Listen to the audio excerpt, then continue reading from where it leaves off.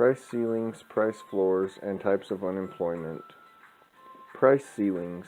A price ceiling is the maximum price that a seller can legally charge for a product or service. Oftentimes, price ceilings are set higher than the market equilibrium and can be harmful to the economy. This is how a price ceiling looks on a graph. Quantity as the horizontal axis, price as the vertical axis, supply and demand curves, and market equilibrium at their intersection. Say the price ceiling is here, below equilibrium. This intersection represents the quantity supplied, while this one represents the quantity demanded. The controlled price has caused a shortage, shown here. Along with shortages, price ceilings can also reduce product quality, create wasteful lines and other costs, loss of gains from trade, and a misallocation of resources.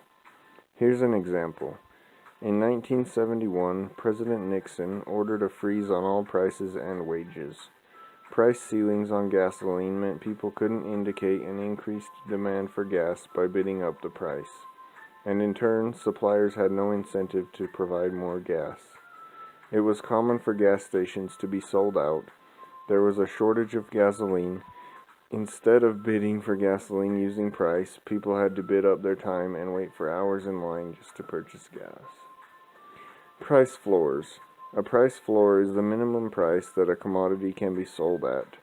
Price floors that are greater than the market equilibrium are ineffective, much like price ceilings. The most common example of a price floor is minimum wage. Here's a price floor on the graph. The minimum wage is above the equilibrium, or the intersection of the market wage and the market employment. There is a surplus of labor represented in the red area. Negative effects of high price floors include lost gains from trade, also known as deadweight loss, wasteful increases in quality, misallocation of resources, and surpluses. A labor surplus leads to unemployment. There are three main types of unemployment: frictional, structural, and cyclical.